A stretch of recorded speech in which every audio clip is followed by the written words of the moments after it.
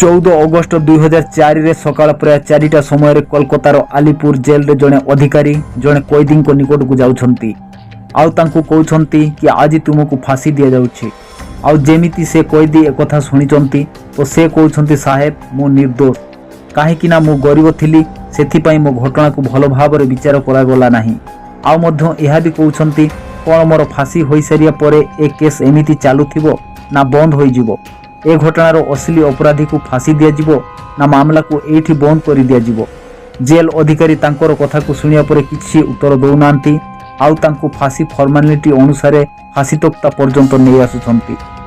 ଫାଶୀ ତକ୍ତା ଉପରେ ଯେଉଁ ଜଲା ଥିଲେ ନାଟା ମଲ୍ଲିକ, ସେ ଯେବେ କଏଦୀ ମଥାରେ କପଡ଼ା ପକାଉଥିଲେ ତାଙ୍କୁ ମଧ୍ୟ କଏଦୀ ସେହି କଥା କହୁଛନ୍ତି କି ମୁଁ ନିର୍ଦ୍ଦୋଷ, ମୋତେ ଫସାଇ ଦିଆଯାଇଥିଲା, କିନ୍ତୁ ମୋର ଫାଶୀ ପରେ ଏ କେସ୍ ଚାଲିବ ନା ବନ୍ଦ ହୋଇଯିବ? ତ ଜଲାଦ କହୁଛନ୍ତି ମୋର କାମ ଏଠି ଲିଭରକୁ ଟାଣିବା ଆଉ ଫାଶୀ ଦେବା, ଏ ବିଷୟରେ ମୁଁ କିଛି କହିପାରିବି ନାହିଁ। ଆଉ ସେ ମରିବାର ଶେଷ ସମୟ ପର୍ଯ୍ୟନ୍ତ ନିଜକୁ ନିର୍ଦ୍ଦୋଷ ବୋଲି କହୁଥିଲେ ଆଉ ପୁଣି ଶେଷରେ ତାଙ୍କୁ ଫାଶୀ ଦିଆଯାଉଛି। ଯେବେ ତାଙ୍କ ଶବକୁ ତାଙ୍କ ଘରକୁ ନିଆଯାଉଛି ଆଉ କୁହାଯାଉଛି ଇଏ ତମ ଲୋକ ଆଉ ଏଇ ଦୋଷ ପାଇଁ ତାଙ୍କୁ ଫାଶୀ ଦିଆଯାଇଛି। ପରେ ତାଙ୍କ ସ୍ତ୍ରୀ କହୁଛନ୍ତି ଯଦି ତାଙ୍କ ଭିତରେ ଆପଣ ଜୀବନ ଦେଇପାରିବେ ତ ମୁଁ ତାଙ୍କୁ ଗ୍ରହଣ କରିବି, ଇଏ ମୋର ଏବେ କେଉଁ କାମରେ ଆସିବ? କିନ୍ତୁ ଶେଷରେ ବୁଝାସୁଝା କରି ପରିବାର ବାଲାଙ୍କୁ ସବୁ ହସ୍ତାନ୍ତର କରାଯାଇଥିଲା ଆଉ ଅନ୍ତିମ ସଂସ୍କାର କରାଯାଇଥିଲା। କିନ୍ତୁ ତାଙ୍କର ଫାଶୀ ପରେ ଯେବେ କେସ୍କୁ ଛାନବିନ କରାଗଲା ଆଉ ଯେବେ ଏକଥା ଦେଶର ଲୋକଙ୍କୁ ଜଣାପଡ଼ିଲା ତ ସମସ୍ତଙ୍କ ମୁହଁରୁ ଗୋଟାଏ କଥା ବାହାରୁଥିଲା କି ଜଣେ ନିର୍ଦ୍ଦୋଷକୁ ଫାଶୀ ଦିଆଯାଇଛି। ଅପରାଧୀ ଏବେ ବି ବାହାରେ ବୁଲୁଛି। କ'ଣ ଥିଲା କାହାଣୀ ଆଉ ସତରେ କ'ଣ ଜଣେ ନିର୍ଦ୍ଦୋଷକୁ ଫାଶୀ ଦିଆଯାଇଥିଲା? ଏ ବିଷୟରେ ଜାଣିବା ପାଇଁ ଭିଡ଼ିଓକୁ ଶେଷ ପର୍ଯ୍ୟନ୍ତ ଦେଖନ୍ତୁ ଆଉ ଚ୍ୟାନେଲକୁ ସବସ୍କ୍ରାଇବ କରି ପାଖରେ ଥିବା ବେଲ୍ ଆଇକନକୁ ପ୍ରେସ୍ କରିଦିଅନ୍ତୁ, ଯାହାଫଳରେ ଆଗକୁ ଆସୁଥିବା ଏମିତି କାହାଣୀଗୁଡ଼ିକୁ ଆପଣ ଏହି ଚ୍ୟାନେଲରେ ଦେଖିବାକୁ ପାଇବେ। ଘଟଣା 5 ମାର୍ଚ୍ଚ 1990ର କୋଲକାତାର ଗୋଟେ ଜାଗା ଭବାନୀପୁର। ଏହି ଭବାନୀପୁରରେ ଗୋଟେ ଆପାର୍ଟମେଣ୍ଟରେ ଗୋଟେ 14 ବର୍ଷର ଝିଅ ନିଜ ପରିବାର ସାଥିରେ ରହୁଥିଲେ। ସେ ଆପାର୍ଟମେଣ୍ଟର ନାମ ଥିଲା ଆନନ୍ଦ ଆପାର୍ଟମେଣ୍ଟ। ଏଠାରେ 14 ବର୍ଷର ଜଣେ ଝିଅ ସ୍କୁଲରେ ଏକ୍ଜାମ ଦେଇ ଘରେ ଆରାମ କରୁଥାଏ। ସନ୍ଧ୍ୟା ସମୟରେ ତାଙ୍କ ମା ଝିଅକୁ କହୁଛନ୍ତି ମୁଁ ଟିକେ ମନ୍ଦିର ଯାଉଛି, ତୁ ନିଜର ଧ୍ୟାନ ରଖିଥିବୁ, ମୁଁ ଜଲ୍ଦି ଫେରି ଆସିବି। ମା ଏହା କହି ମନ୍ଦିରକୁ ବାହାରି ଯାଉଛନ୍ତି ଆଉ ପାଖାପାଖି 6ଟା ସମୟରେ ସେ ଯେବେ ଘରକୁ ଫେରୁଛନ୍ତି ତ ସେ ଦେଖୁଛନ୍ତି ଘରର କବାଟ ଭିତର ପଟୁ ବନ୍ଦ ଅଛି।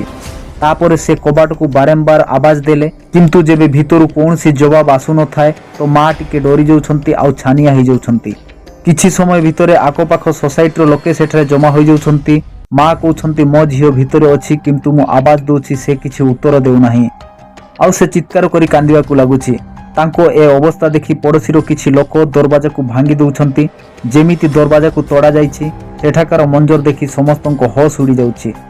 ସେଠାକାର ଦୃଶ୍ୟ ଏତେ ଭୟାନକ ଥିଲା ଆଉ ଯେଉଁମାନେ ବି ଏ ଦୃଶ୍ୟକୁ ଦେଖିଛନ୍ତି ନ କହିବା ଭଲ। ଘରର ସାମାନ ଚାରିଆଡ଼କୁ ଫୋପଡ଼ା ହୋଇଯାଇଥିଲା ଆଉ ଝିଅ ରକ୍ତ ଜୁଡ଼ୁବୁଡ଼ୁ ଅବସ୍ଥାରେ ବେଡ୍ରେ ପଡ଼ି ରହିଥିଲେ। ମା ତୁରନ୍ତ ଝିଅକୁ ଉଠାଉଛନ୍ତି ଆଉ ସମସ୍ତେ ମିଶି ଝିଅକୁ ହସ୍ପିଟାଲକୁ ନେଇଯାଉଛନ୍ତି। କିନ୍ତୁ ହସ୍ପିଟାଲରେ ଡକ୍ଟର ଝିଅକୁ ଚେକ୍ କରି କନଫର୍ମ କରୁଛନ୍ତି ଆଉ ମାଙ୍କୁ କହୁଛନ୍ତି ତମ ଝିଅ ଏବେ ଆଉ ଏ ଦୁନିଆରେ ନାହାନ୍ତି। ଝିଅର ଶରୀର ପୁରା ରକ୍ତରେ ଭିଜି ଯାଇଥିଲା ଆଉ ସେ ଉଲଗ୍ନ ଅବସ୍ଥାରେ ବେଡ୍ରେ ପଡ଼ିଥିଲେ। ତାଙ୍କର ଶରୀରର କେତେକ ଅଂଶରେ କ୍ଷତ ବିକ୍ଷତ ହୋଇଯାଇଥିଲା। ଡକ୍ଟର କହିବା ପରେ ପୁଣି ଥରେ ଝିଅର ଶବକୁ ଘରକୁ ଫେରାଇ ଆଣୁଛନ୍ତି ଆଉ ରୁମ୍ରେ ଯେମିତି ପଡ଼ିଥିଲେ ସେମିତି ପକାଇ ଦେଉଛନ୍ତି। ସେତେବେଳକୁ ଝିଅର ବାପା ମଧ୍ୟ ପହଞ୍ଚି ଯାଉଛନ୍ତି ଆଉ ଘଟଣା ସମ୍ପର୍କରେ ପୋଲିସକୁ ଖବର ଦିଆଯାଉଛି। ପୋଲିସ ସେଠାରେ ପହଞ୍ଚି ଝିଅର ଶବକୁ ପୋଷ୍ଟମର୍ଟମ ପାଇଁ ପଠାଇ ଦେଉଛନ୍ତି। ଆଉ ଯେବେ ପୋଷ୍ଟମର୍ଟମ ରିପୋର୍ଟ ସାମ୍ନାକୁ ଆସୁଛି ତ ସମସ୍ତଙ୍କୁ ଚକିତ କରିଦେଉଛି। ରିପୋର୍ଟରେ ଦର୍ଶାଯାଇଥିଲା ଝିଅକୁ ଦୁଷ୍କର୍ମ ପରେ ତାର ଗଳା ଦବାଇ ହତ୍ୟା କରାଯାଇଥିଲା। ତାର ଶରୀରର 21 ଜାଗାରେ ଆଘାତର ନିଶାନ ଥିଲା। ରିପୋର୍ଟରେ ଏହା ବି କୁହାଯାଉଥିଲା କି ସେ ବଞ୍ଚିବାକୁ ବହୁତ ଚେଷ୍ଟା କରୁଥିଲା। ଘଟଣା ସମ୍ପର୍କରେ ଯେବେ ପୋଲିସ ଝିଅର ବାପାଙ୍କୁ ପଚାରୁଛନ୍ତି କି ତମର କାହା ଉପରେ ସନ୍ଦେହ ହେଉଛି, ତୁମର ସେମିତି କେହି ଦୁଶ୍ମନୀ କାହା ସାଥିରେ ଅଛି କି, ତ ସେ ଗୋଟେ କାହାଣୀ ଶୁଣାଉଛନ୍ତି। କାହାଣୀ ଏହା ଥିଲା ଝିଅର ବାପାଙ୍କ ନାଁ ଥିଲା ନାଗର ଦାସ ପାରିକ। ସେ ଜଣେ ଗୁଜରାଟର ବାସିନ୍ଦା ଥିଲେ। ୟଶୁମତୀ ପାରିକ, ପୁଅ ଭବେଶ ପାରିକ ଆଉ ଝିଅ ହେତେଲ ପାରିକକୁ ଧରି ଗୁଜରାଟ ଛାଡ଼ି କୋଲକାତାର ଏହି ଭବାନୀପୁରରେ ଆସି ରହିବାକୁ ଲାଗୁଛନ୍ତି। ନାଗର ଦାସ ପାରିକ ପେଶାରେ ଜଣେ ଅଳଙ୍କାର ବ୍ୟବସାୟୀ ଥିଲେ ଆଉ ଝିଅ ହେତେଲ ପାରିକ ସେଠାରେ ହିଁ ଗୋଟେ ସ୍କୁଲରେ ପାଠ ପଢ଼ୁଥିଲେ। 10ମ ଶ୍ରେଣୀର ଛାତ୍ର ଥିଲେ।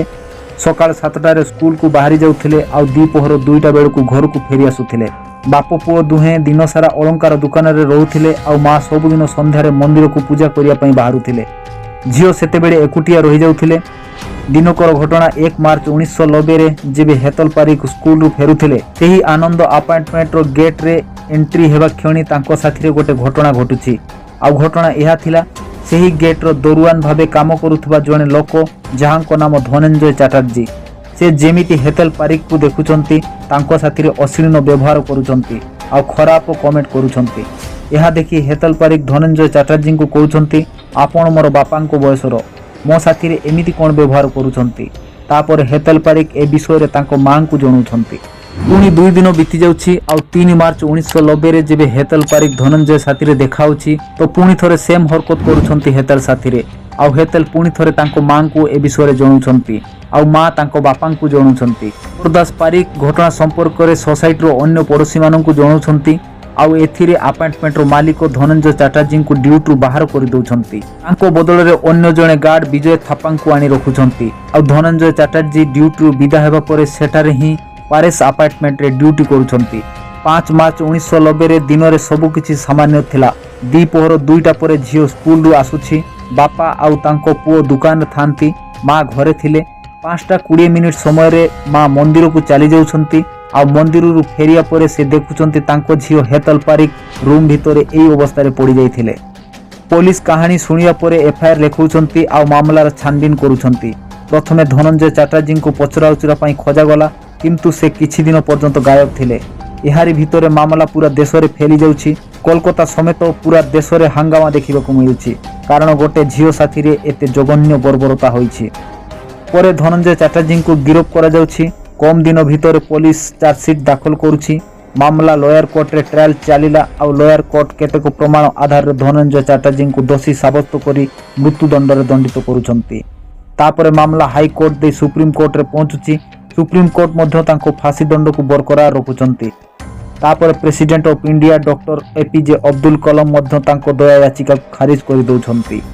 फांसीर तारीख रखा जाइथिला 25 जून 2004 रे किंतु तांको सानो भाई 24 जून 2004 रे सुप्रीम कोर्ट रे पुणी थोरे अपील करूछंती कि फांसी दिया न जाओ कारण मो भाई निर्दोष।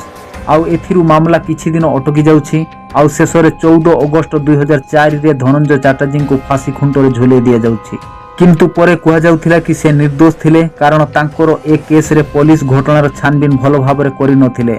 वारदात समय धनंजय चैटर्जी से अपार्टमेंट रे जणे अधिकारी तांको घटना घटिबार किछि समय परे तळकु जाउथिबार देखिबाकू पाइथिले। आउ जेबे अधिकारी धनंजय चैटर्जी को पछरु आवाज देइथिले तो से सुनि नथिले आउ सेठारु चली जाइथिले। परे यह भी कुहा जाउथिला कि जेहेतु पुलिस उपरे चाप पडुथला तो सेठारे देखिथिबा अधिकारी को बयान आधार रे ही धनंजय चैटर्जी बदला नवा पई एही बडी कांड घटेइछि कहि तांको गिरफ्त करी फांसी दिया जाइथिला। धनंजय चैटर्जी आज ये दुनिया रे नहांती किंतु से गला बेल को भारतीय कानून रे गोटे प्रश्न रखी दे जाइछंती तो कोन सतरे से अपराधी थिले ना कानून जने निर्दोष को फांसी खुंटरे झुले देथिले कारण जेबे घटना घटितिला तो सेते बेले घर रो कबाट भीतर पटु बंद होइतिला तो से भीतर को गला केमिति आ बाहर को बाहरिला केमिति। आउ गोटे प्रश्न यह भी थिला जेबे झियर शरीर रक्त रे जुड़ुबुड़ होइतिला तो धनंजय कपड़ा रे किंबा तांको शरीर रे कोनसी रक्त रे छिटा टिके हेले भी नथिला। झियर डीएनए टेस्ट रे सीमेन तो मिलिथिला सत किंतु से सीमेन कहार थिला ठीक भाबे जणा पडु नथिला। एमिति बहुत सारा प्रश्न आज आम दिमाग रे रहिछि जहार उत्तर मिलिबा असंभव। तो हेई थिला कहानी। आपनको मत कोन कमेंट रे लिखि जणांतु आ मो मेहनत पई वीडियो को गोटे लाइक करि दियंतु।